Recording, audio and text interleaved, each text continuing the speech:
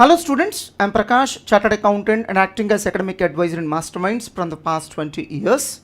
In this short podcast, I will tell you the areas to be prepared in these last few hours of taxation exam along with the order of revision. So start your preparation only after listening to this short podcast.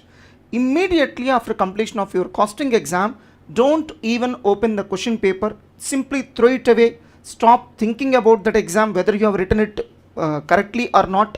Don't inquire or discuss the answers with your friends.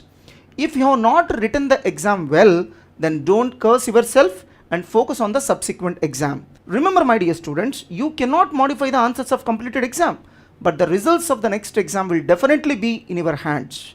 Either you may score better marks in further papers, or you may at least score exemption range of marks in any of the further papers. Be brave and focus on the taxation exam.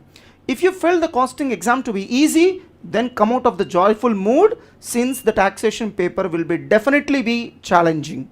Taxation paper is very crucial for group 1. Right now ICA is expecting expert knowledge from this subject. In income tax and GST, each and every provision in each and every chapter is equally important.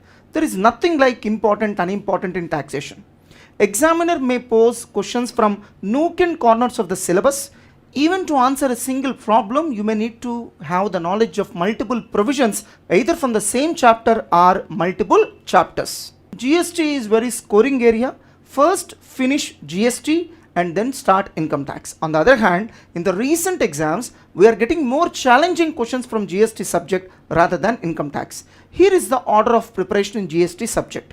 Theory questions are very important in GST. Even in the case of toughest paper, you can comfortably attempt 15 marks in GST just by preparing these theory questions. So on the other hand, there will be least risk in theory questions. When you solve a problem, no one can guarantee you whether what you have done is correct or not. But when it comes to theory, there is a minimum guarantee. That is why in all the chapters of GST, first revise all theory questions given at the end of the chapter under the heading short answer questions. Yes, it's highly enough. So you need not refer the theory content in the entire chapter. After that, there is a chapter called comprehensive problems in GST. Open that and try to refer each and every problem. In the recent exams, so institute is giving very good weightage for that chapter. After that, you need to refer the supplementary material provided by Masterminds. Of course, in such a case, you need not refer to RTPs and MTPs of last attempt. If you have underlined the highlight points in each of the problems and highlighted its impact in the notebook, then it is sufficient to revise all of them in all the chapters. It will not take much time. Otherwise, in each chapter, you identify the most complicated and comprehensive problems and try to refer them.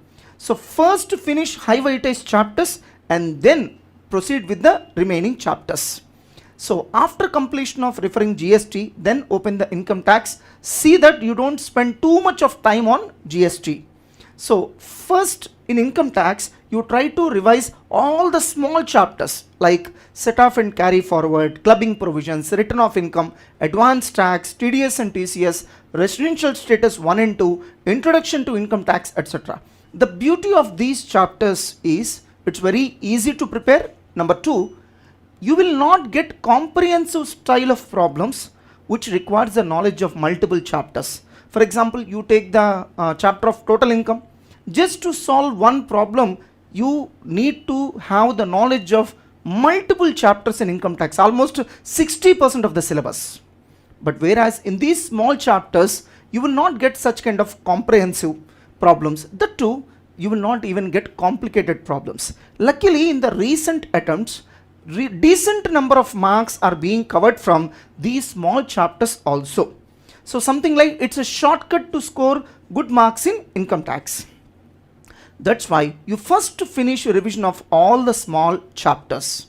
So after that, you revise all the chapters of income tax in fast track material. So with that, you will gain command over the provision.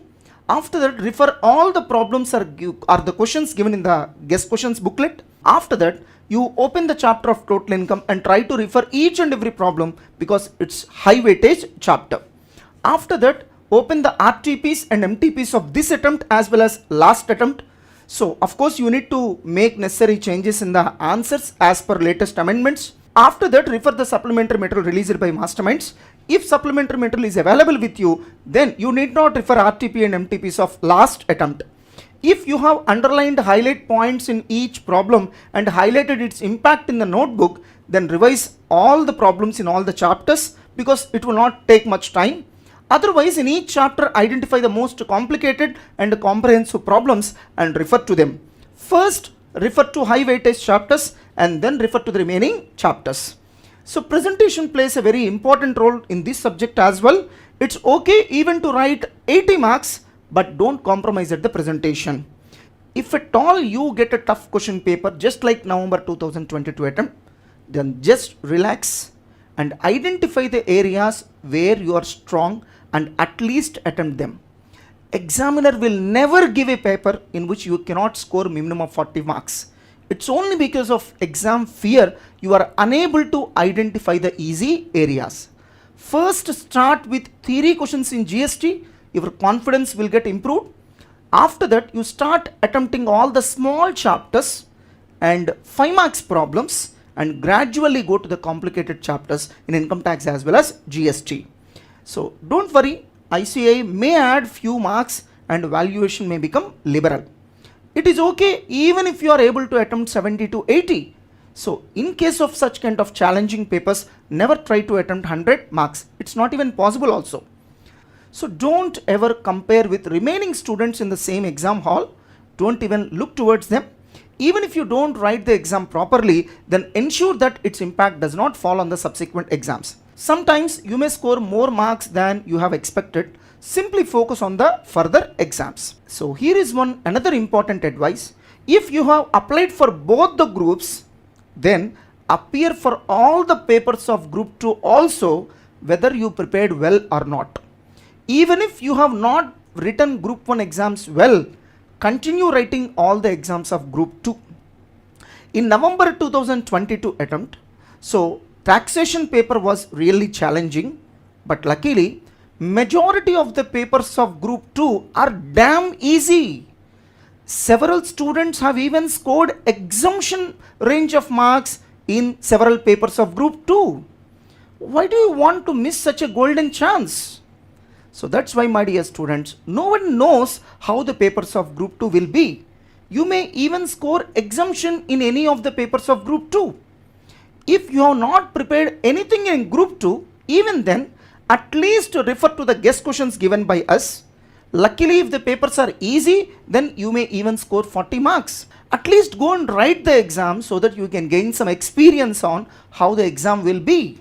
Here is one wonderful alternative advice. You aim for paper 8, that is economics and financial management. So you don't prepare any of the papers of 5, 6 and 7. You will get around 1 week of preparation time for paper 8, that is FM and economics for finance. So in this 1 week, you try to be thorough with all the guest questions given by us. So you try to be thorough all the chapters in these 2 subjects and aim for exemption. Now coming to paper 5, 6 and 7, just go to the exam hall and appear. So there is no problem even if you score 0 marks. If you like this podcast, then like it and share it with your friends. We will do a similar podcast for every exam. If you are still worried about the exams, then you can directly contact me on my mail ID mssprakash2012@gmail.com. Leave your valuable feedback and suggestions to improve this podcast in the comment section. All the best, my dear students.